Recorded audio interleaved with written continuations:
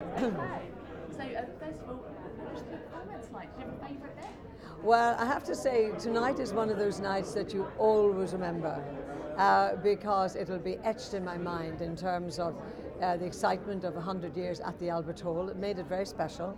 And of course, it was just a terrific lineup, and it makes you realise what an enormous amount of talent Britain has. And there's still some people in my mind actually that I felt could have been on stage and weren't. But the talent is huge. It was a really, really wonderful evening.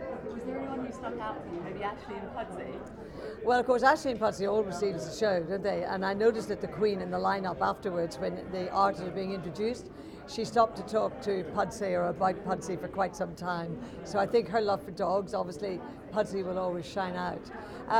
But, you know, and of course, what was really interesting as well, having Neil Diamond doing his first ever Royal Variety, which I find really strange.